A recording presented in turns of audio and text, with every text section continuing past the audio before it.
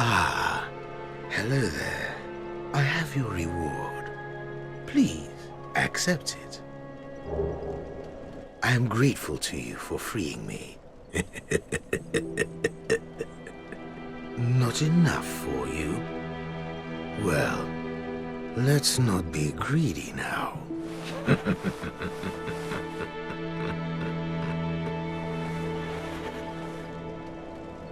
By the Lords, your face. Your humanity is really slipping, but there are methods. Most fools have more humanity than they know what to do with. Now, who do you imagine will make the best use of it?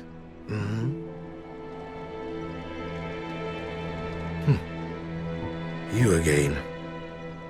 What is it? Our futures are murky. Let's not be too friendly now.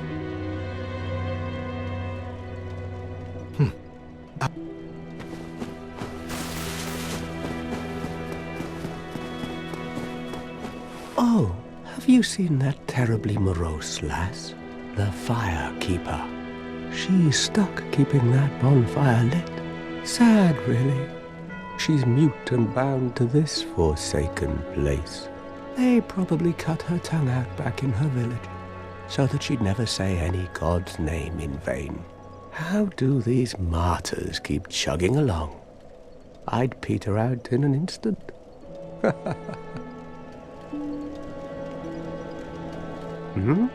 What now? I'm not up for...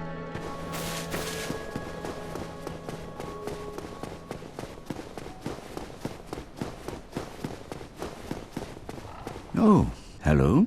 I will teach you miracles. I'm afraid that may be difficult. I'm afraid that may... Come again.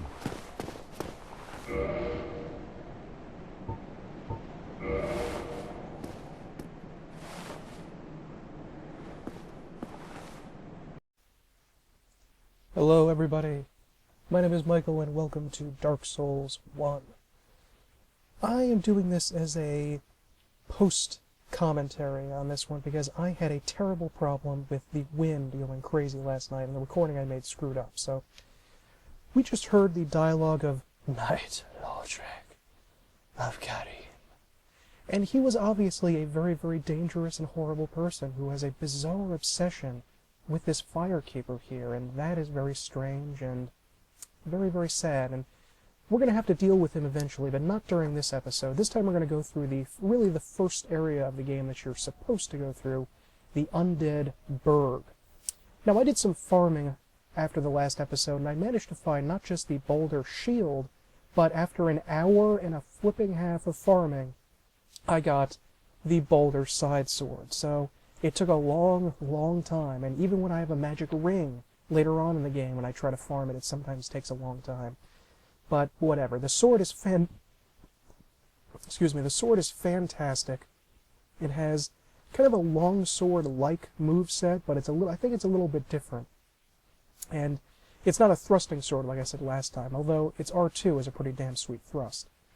It is all around a great weapon and one of the coolest dex weapons in the game. It starts out with a B in dex, and it's at +5 right now. I think it gets up to an A later on, but I'm not sure about that. We also heard from our crestfallen friend here that apparently the Firekeeper had her tongue cut out for some reason, so she wouldn't offend the gods or something like that. I have no idea what was going on there or why offending the gods was part of what the Firekeeper was doing, but whatever.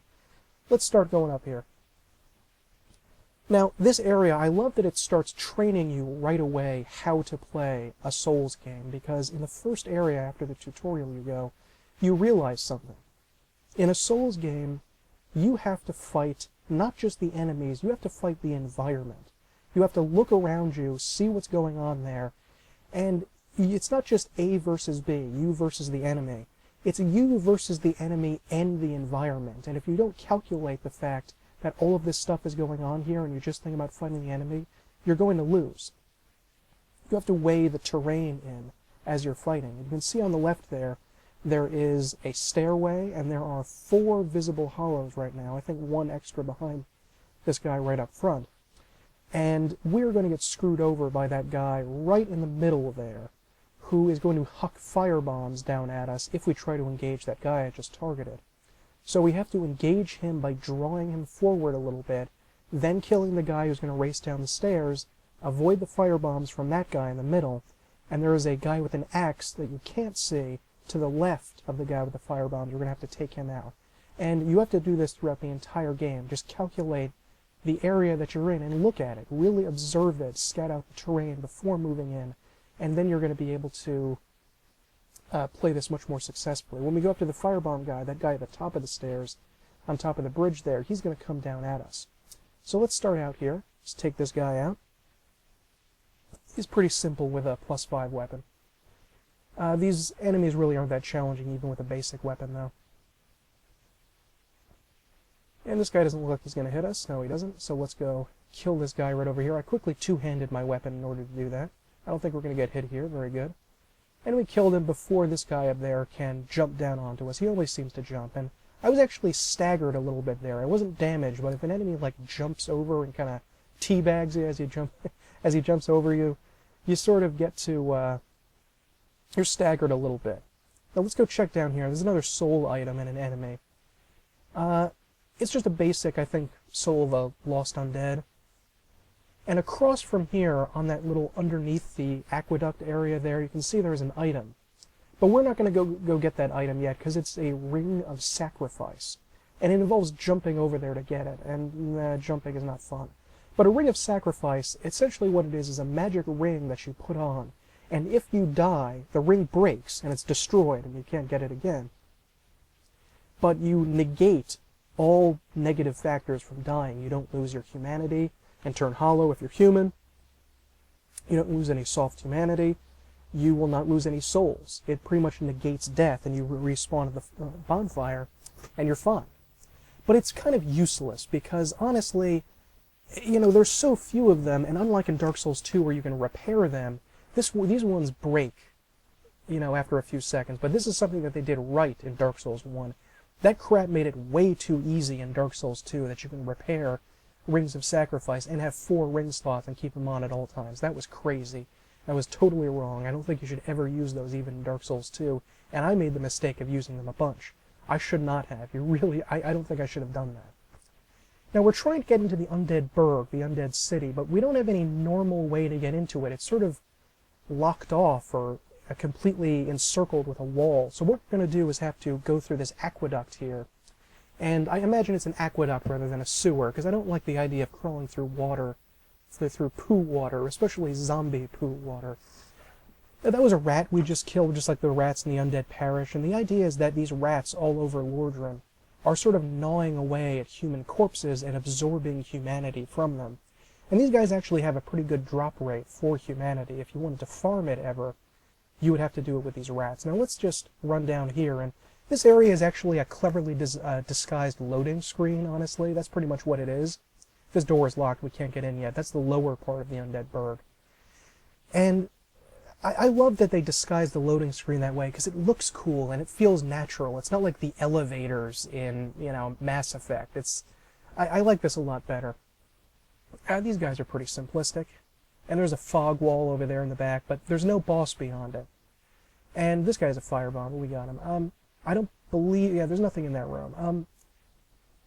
Now, the reason that we came around this roundabout way instead of jumping right into this first area, the Undead Berg, is because when we went to get the Claymore, we had to do it that way in order to get the Claymore without a big, nasty dragon spawning in this area and then flying up to where we got the Claymore.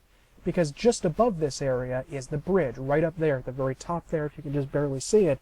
That's actually the bridge that we were on where we got the Claymore, fought the Black Knight, got to the, what is it called? The Sunlight Altar. That's where it is, and the dragon will fly up there, but only if we spawn him by coming this direction. There's nothing really of any use down here. It's not really all that important to come this way. And this is a trap, of course. Of course it's a trap. It's Dark Souls. Everything is traps. It's all traps all the time. They should call it Food of Souls, because there's traps everywhere. There is an item I missed, I realized when I watched this again, in that door that I just ran past. it's not important, I don't think. It's just like a soul item or something. Not really interesting. And I love the design of this little area here. There's some guys that are hanging on the edge of the bridge there, so they retain some intelligence, enough to make a rudimentary trap for people, even though they're hollow. And I kind of like that. I don't know why they're, is that their entire lives? They just dangle off the edge of that the wall here. It's kind of strange. And you can just knock a couple of them off, but if you do that, the others know that the jig is up and just jump up and attack you. That item there is rubbish, and it is just garbage, but it does have a use because we can trade it to Snuggly the Crow for a very useful item. Now I'm going to show you here, I think, an item that I neglected to show you in the Undead Parish episode because I completely forgot about it, the halberd, in just a second. It has value, that rubbish, though. Don't throw it away if you get it.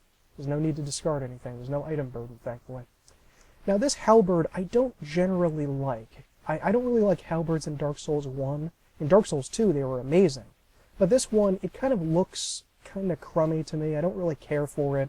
I don't like using a two-handed weapon in DS1. I like having the shield and the other weapon. And using a halberd with a shield kind of looks odd to me. And the red handle kind of reminds me of kind of like the Pope's Swiss Guard halberds. And that stupid spinning attack, which is, of course, total fantasy. You'd never spin like that to attack someone. It's ridiculous. But all in all, this is actually a pretty darn good weapon, and some people swear by it. They think it's fantastic. And I can understand why, because in Dark Souls 2 I thought it was great, but in this one I'm much more comfortable wielding just a one-handed weapon. It's also got very reasonable stats, so you don't have to really worry too much about that.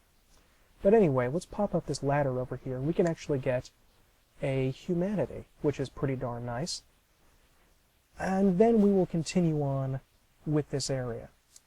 The original part of this original area in Dark Souls 1 is many things. It's the first area you can plausibly go to at the start of the game. It is also the real tutorial area of the game, which teaches you about fighting through an environment rather than just through enemies. And it's also a trap. I think they're kind of luring you in here to spend a long time perfecting what you need to do. So that's just a soul item on the floor there. So you may need to spend a while in the Undead Berg just fooling around and learning things and just becoming comfortable with the game. And here's the dragon. He's not really a dragon. Dragons have 2 feet, 2 forearms. Are they 4 feet or are the ones in front arms? But anyway, they have 4 limbs and 2 wings, but a wyvern just has 2 limbs and 2 wings. That's it. And there's a bunch of traps here. There's a guy up there with a crossbow shooting down at us. You got to worry about that and make sure that's not happening to you. This happens all the time. They get their friend to come and hit you, and old boy is up there and he's ready to hit you from behind while you're trying to deal with this guy down here. Always be aware. Always be conscious of what's around you. There's a guy hiding in there, for instance. Be careful with that. And there is also, just through here, I failed to kill this guy, I think. Because I run over here, I guess I didn't finish him off. I thought I did. And there's a bonfire, and this is actually just below the bridge with the claymore on it. And if we go up that ladder that we kicked down there and go on the top of this, we will have access to that bridge area. But the wyvern will be up there, and he will burn you to death in seconds. You are not likely to live through that. Now, if I had known that when I was first playing this, wow, I don't know what I would have done. But anyway, let's continue on by going down here. I'm glad I don't have the S-Talk, because you really need the kick for this next area. There's a pretty good shield in here called the Wooden Shield. It's got a pretty cool picture of a dragon on it. It actually has very decent resistances for us. A lighter shield like this, just a wooden shield. It's got like 93 physical, good fire, I think, or is it good lightning, or maybe both. Decent stability. It only weighs 1.5 pounds. I tend to use this on builds when I am doing like a barbarian character, when I want to have just wooden weapons, and no metal at all. It's got good resistances, though. Now, in this next area, there will be people that will be turtling by putting their shields up and hitting you with their spears from behind the shields. And what you can do here is kick the shields away and hit them. I failed it on the second one, though.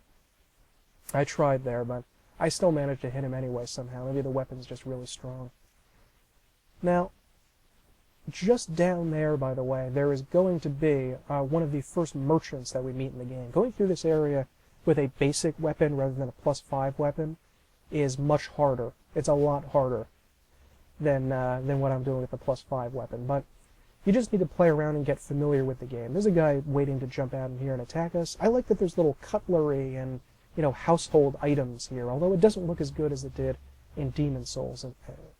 Well now, you seem to have your wits about you. Then you are a welcome customer. I trade for souls. Everything's for sale. Things are getting treacherous in these parts. A horrible goat demon has moved in below. And up above, there's that humongous drake and a bull demon too. If you stick around this place, it might end up being your grave. Here, I'm not here to chit-chat. We talk business or we talk nothing at all. Okay, this guy is the Undead Merchant. And he's actually a pretty fun little guy. He's clearly crazy, but he's not quite so crazy as to have, you know, completely just become a deranged monster. He's teetering on the edge of insanity. You can see he's kind of stroking something invisible there. That's actually a reference to something in Demon Souls about a woman who was talking, a merchant who was talking as if there was a child of hers there that didn't actually exist. And he's got kind of a weird thing on his head. It almost looks like a turban or something. And this place, you can get some useful items here. Fire bombs in case you want to, you know, if you need a little extra edge against an enemy or two here or there. Void's talismans and throwing knives are not that useful. Throwing knives are not as useful as they were in Dark Souls 2, but the orange guidance soapstone, very useful, because that allows you to write and rate messages on the ground. That was something they really screwed up in Dark Souls 1. They really... Why do you have to buy the item to do that? They should just give you that right away. And I know it's not that far away from the start of the game, but if you're going to do that anyway, just give me the damn item. Why should I even bother with, you know, having to go pick it up? You should just do it right away. I mean, really, what's the point with that? They got that wrong in Dark Souls 1, and I think Demon Souls too. I don't quite remember the messages thing in Demon Souls. Now here he has his most useful stuff, the bottomless box. This gives you an inventory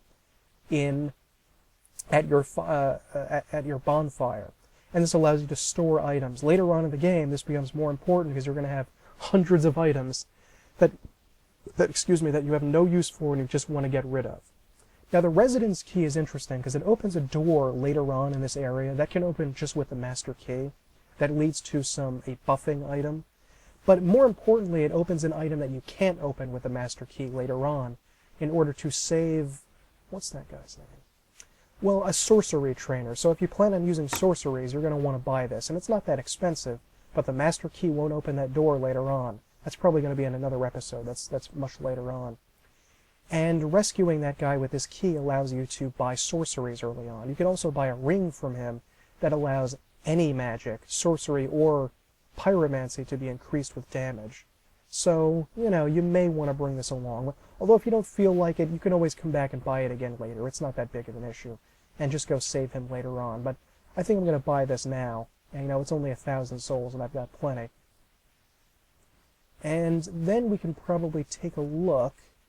I think it also opens a door down to Darkroot Garden, now that I think about it. Oh, well, wait a minute, no. Does it open that one? I don't remember. It might open one down, another one down there towards the boss, but I'm gonna have to check on that. So we're probably gonna buy this residence key and then move on to the weapons that this guy sells, which actually are pretty good. He also sells you your first ammunition in the game, so if you want a bow or a crossbow, and we can get a crossbow very soon, we can use that right here. It's only 1,000. The weapons he sells are okay. The dagger is useful if you are a quick, light character. It's got pretty terrible regular damage, but you see it has 131 counter damage. It's higher than the base 100 that other weapons have. So if you're good at backstabbing or parrying, this is going to be a great weapon for you. And although it may be kind of hard to do that if you're just sort of new to the game. The short sword is not useful at all. I mean, this short sword was the weapon that the Roman legions conquered Europe with, but it's, you know, the gladius is not that useful in this game. There's really no function to it, and I really can't recommend ever buying it. I don't think anybody starts out with a short sword, if I remember rightly. It's just not that useful. The scimitar is good for a dex character. It's very fast and has these elegant spinning, sort of whirling attacks, sort of like a dervish, and it can be pretty good for that. That or the falchion, which we can't get here. It's okay. I think it doesn't have bleeding damage, which is unfortunate, but the rapier I wouldn't recommend next to the S-stock. The rapier is another thrusting sword, except this one doesn't have that extra ability to slash with the one-handed R2. The rapier is just not as good a weapon as the S-stock, and you can get the S-stock earlier and for free, so I don't know why you would want to use a rapier. The rapier actually has slightly higher critical damage at 110, but that's not that much. It's, not the really 130 is where you want to go with that. The next weapon, the hand axe, is what the pyromancer starts out with. This is a good weapon. It's a pretty darn good weapon. It's got a good moveset. It's not that heavy. The parameters aren't terrible. You could go with that if you wanted. The club is another good weapon for a strength character. It's got an A scaling with strength, so it's better than the mace or the morning star. And it's got a half-decent moveset. It's pretty darn good to start out with this. Now, the reinforced club is honestly one of the best weapons here. It's great. And it's only 350 souls, but if you bring this up to +4 lightning later on in the game, you can take down Ornstein and Smo, one of the hardest bosses in the game, no problem. I did this on my soul level 1 character, and the reinforced club was amazing. It actually has a bleed effect. It's great all around. I would highly recommend using this weapon if you had to pick one out of this list here. It's really, really good. And the parameters are not terrible at 12. You don't need all that much for, to use a 12 strength weapon. Spear's not as good as the partisan and the others. Short bow, honestly, with a short bow, you need to get 12 dex to use it anyway. Why not just pop it up a couple levels to 14 and use the longbow and get that better range? I don't think the short bow is significantly faster. That's the only way that I would think this would work, if you had made smaller bows quicker, but I don't really think it is, not significantly anyway, certainly not in PvE. East-West shield, small leather shield, these aren't terribly good. I think the East-West is the one the cleric starts out with. The buckler has that special parry animation that the target shield has, and I would highly recommend that. That's a very good weapon. But we already have the target shield, and we can get the target later on in the lower Undead Berg. Leather shield is useless. Heater shield is actually very good. It's lightweight, it's small, but it actually has decent resistances at 70 fire and 100 physical. This is a good starting weapon, and I think the fighter starts out with this, or the knight. I don't remember who, but it's a good shield. I would recommend that. Warrior's round shield is useless.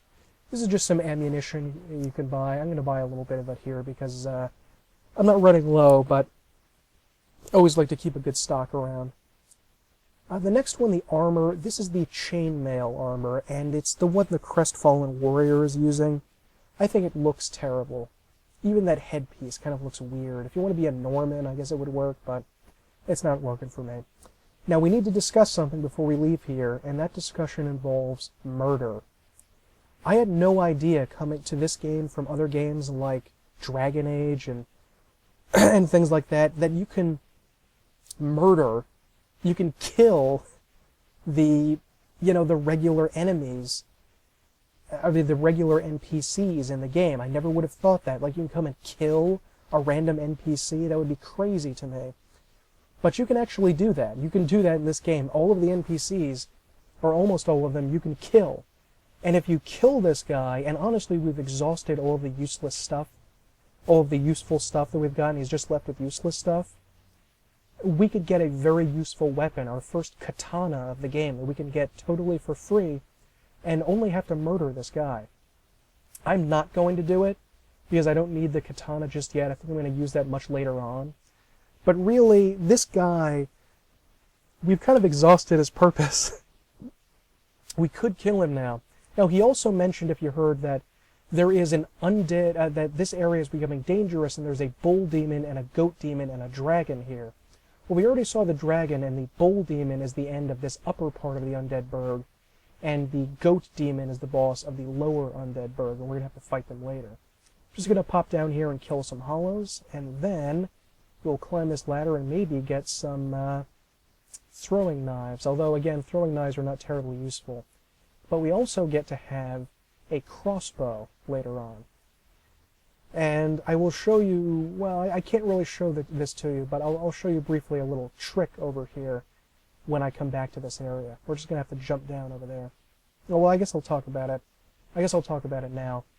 It is possible to jump down on that ledge right there in the middle there. I can't quite get it in the lens of my binoculars there. But if you can jump down right to that ledge that's right in front of here and land on it, and then take a running jump to the right and land in the very bottom of the Undead Berg, bypassing a significant amount of the game.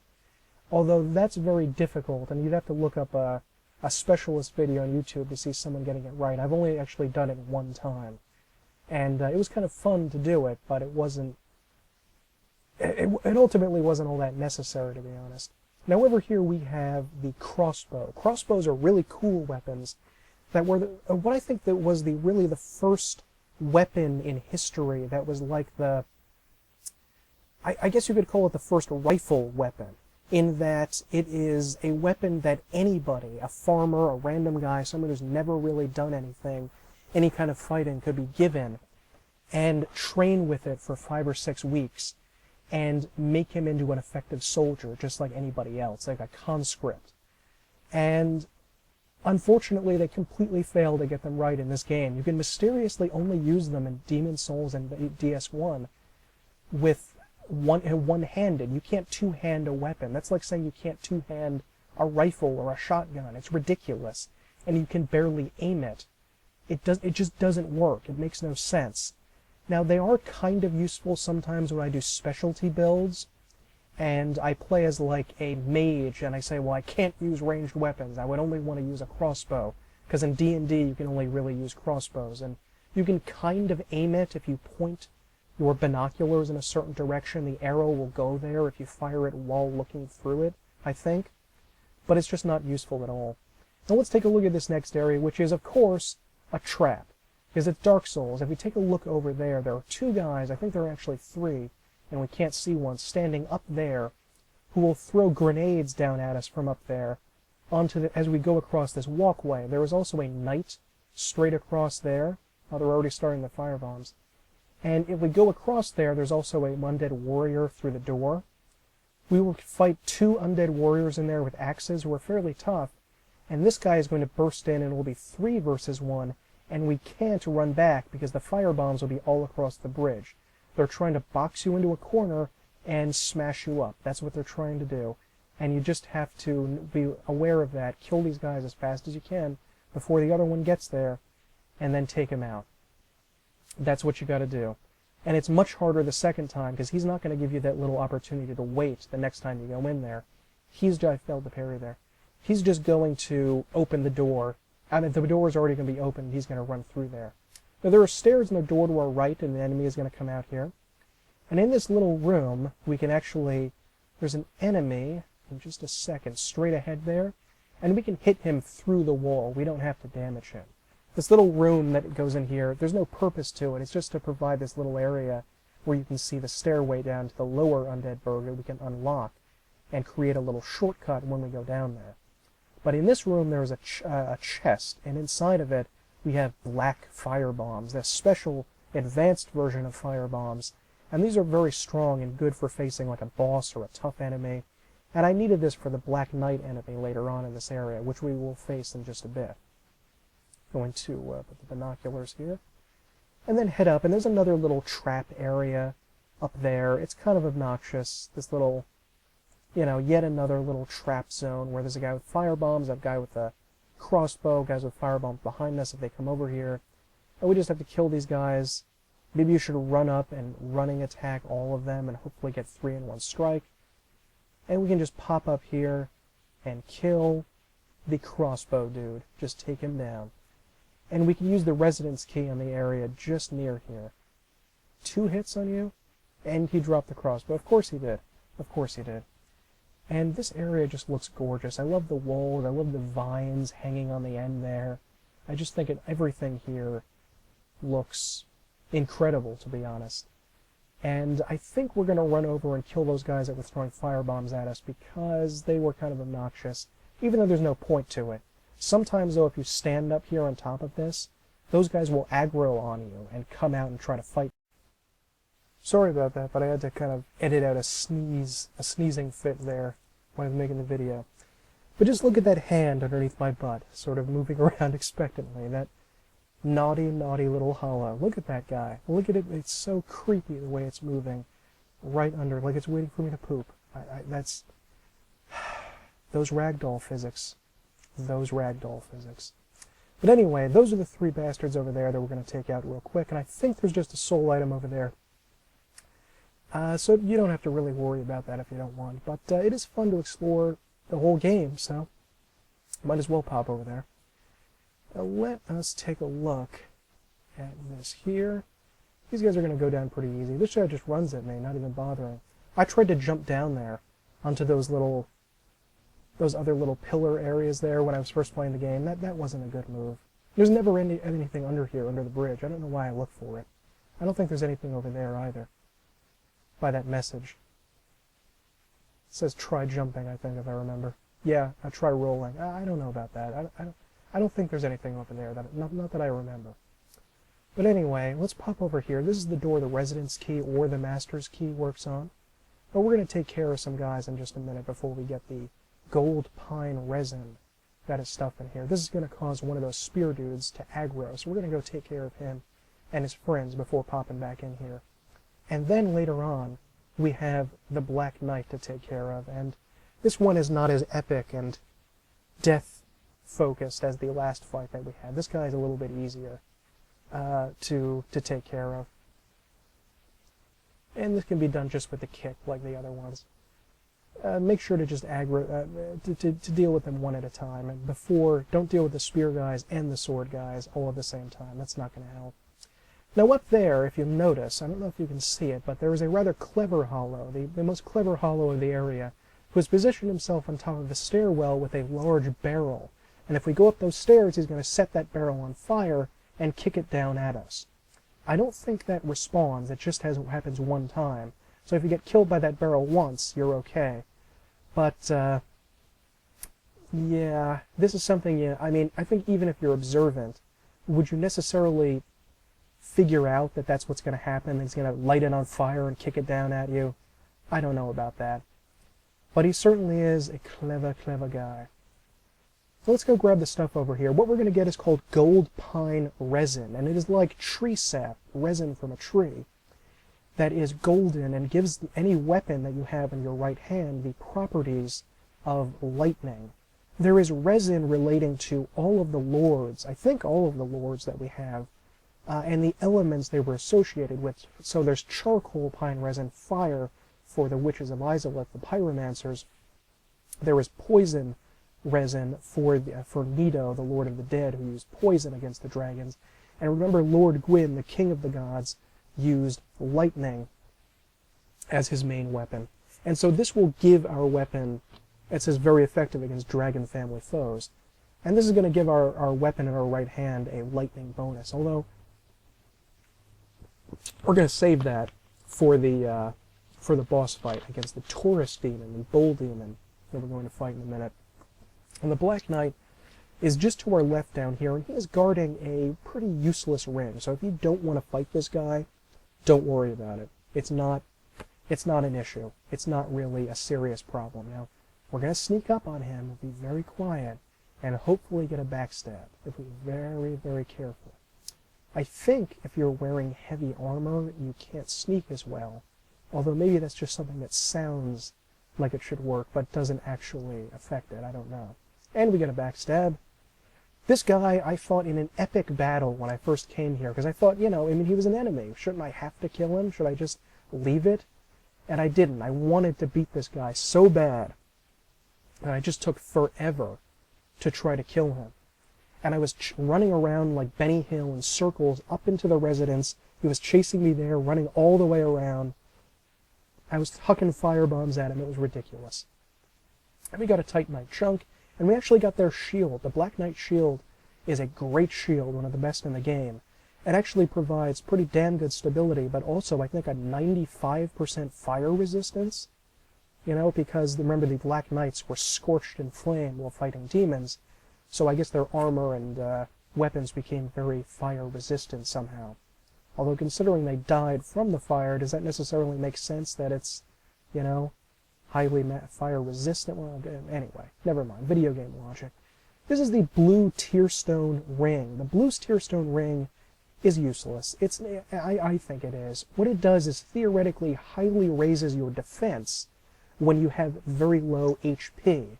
So essentially when you get down to like, I don't know the percent, but like 10 or 15% HP, you will theoretically get a massive bonus to your defense, even though you're really one-shottable. And, you know, think about that. That just doesn't make any damn sense. Why would you get that when you're essentially one-shottable anyway? You can't, you know, increase your defense enough to, you know, to tank a hit when you have like 10% of your health or 20% of your health. And, you know, it doesn't make sense. But down here, let me take a look, is nothing. I don't know why this little door is here. I guess just to troll people. I remember I jumped off that, trying to think I would land somewhere when I first played this game because I'm dumb, and died, of course. It really is nothing. But that blue tearstone ring, I'm going to put it on anyway because, you know, I don't have any other ring that's useful.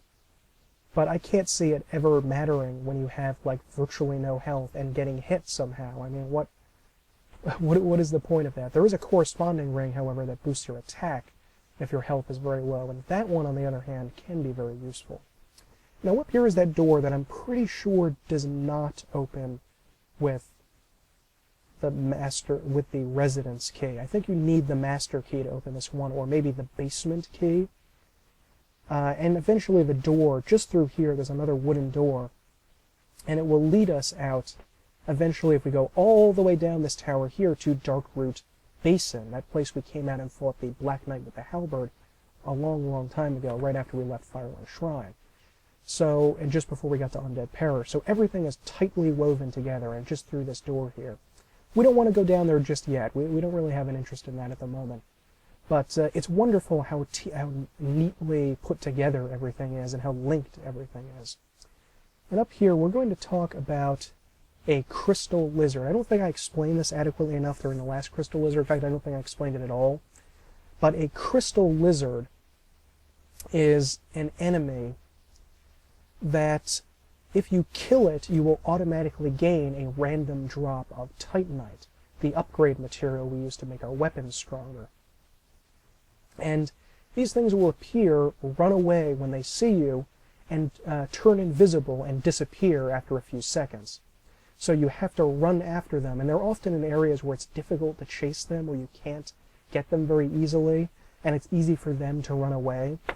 This was done so much better here than in Demon's Souls. I want to save that rant for when if I play Demon's Souls, or if I record a Demon's Souls playthrough, but it is so fucking ridiculous in Demon's Souls, because the crystal lizards, not only do they run away when you can get near them, they don't respawn unless you beat the boss of an area. And, you know, but if you miss them that one time, they're gone. So you have a chance of getting the same one 4 times, because there's 4 bosses per area. So it rewards you for playing well, but if you don't get it any of the times, you never get it. You can't go back and get it. If you miss it all 4 times, you know, you absolutely can't get it there. And that's rewarding you for playing well, which is a good thing, but Jesus Christ, guys, come on. I mean, there's rewarding you for playing well, and there's this being brutal, and that goes in the territory of brutal, where it doesn't come back. It's annoying enough that you have to come back for these lizards when you miss them anyway, but the fact that they don't come back, or only come back a couple of times after you beat a boss, is ridiculous. That is way too harsh.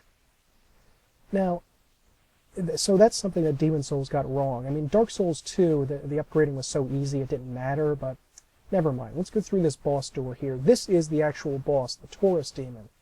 And when we go through this door, there's going to be something very strange that you're going to notice that can be a bit puzzling. And it's arguable that this, you know, and this is the first real boss of the game, and they make this one quite a doozy, where you have to, again, take your knowledge that you learned in the Undead Berg and apply it here. Your knowledge of how to attack, or how to fight the enemies and the environment, and be aware of the environment at the same time. You'll notice here the strange thing. There's no boss health bar. There's no boss. There's no music. What's going on here?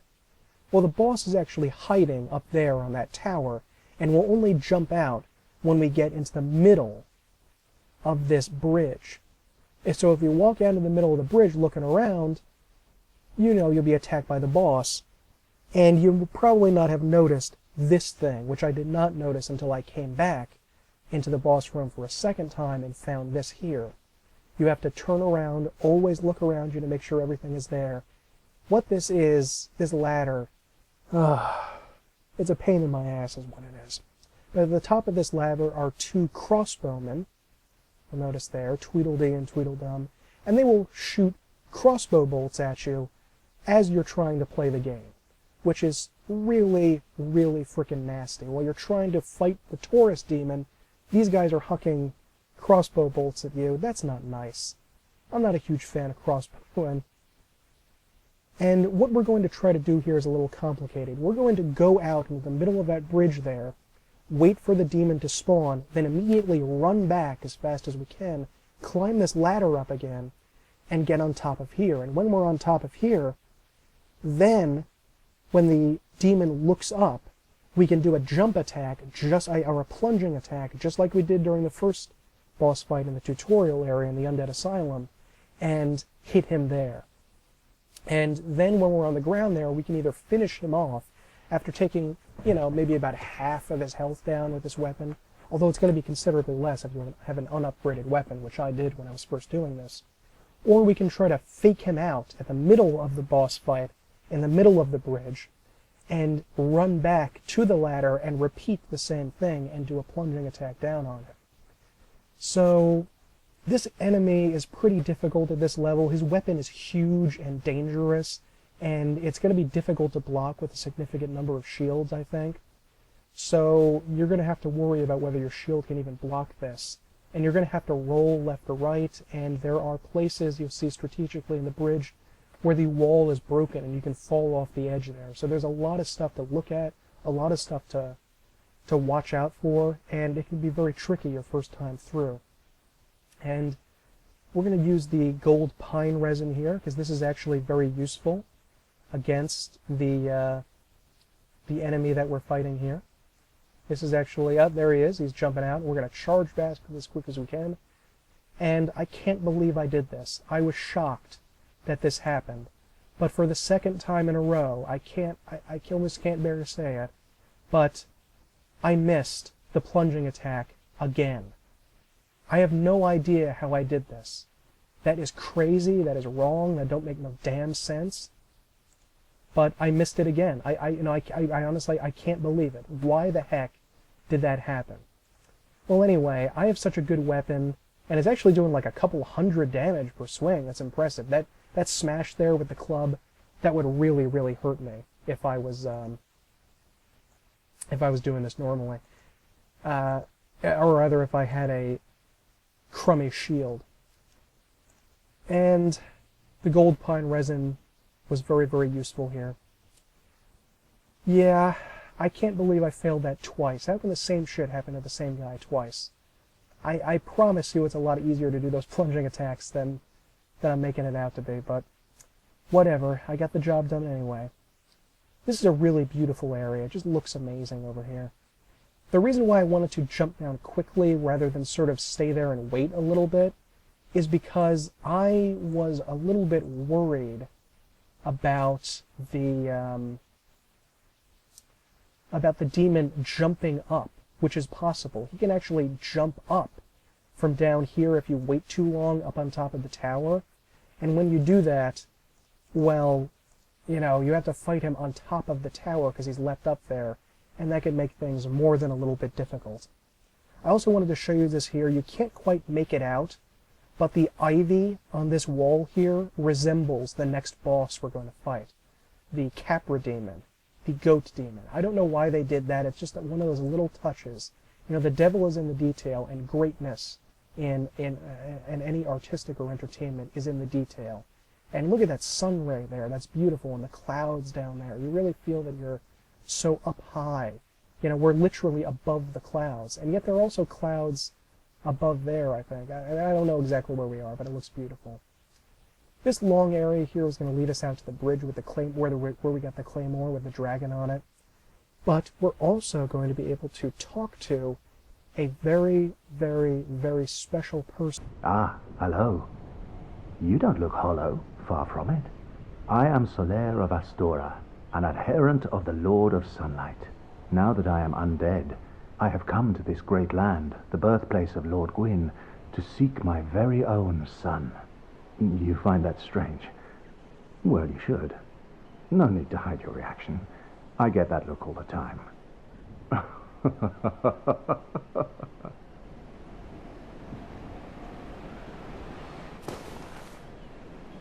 Oh, aha. So I didn't scare you. I have a proposition, if you have a moment. The way I see it, our fates appear to be intertwined. In a land brimming with hollows, could that really be mere chance? So what do you say? Why not help one another on this lonely journey? This pleases me greatly. Well then, take this. We are amidst strange beings in a strange land. The flow of time itself is convoluted, with heroes centuries old phasing in and out. The very fabric wavers, and relations shift and obscure.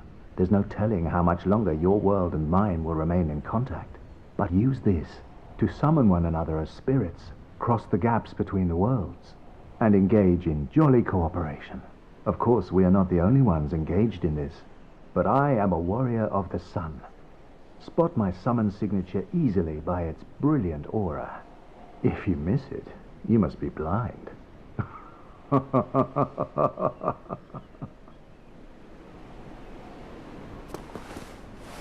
Oh, hello there.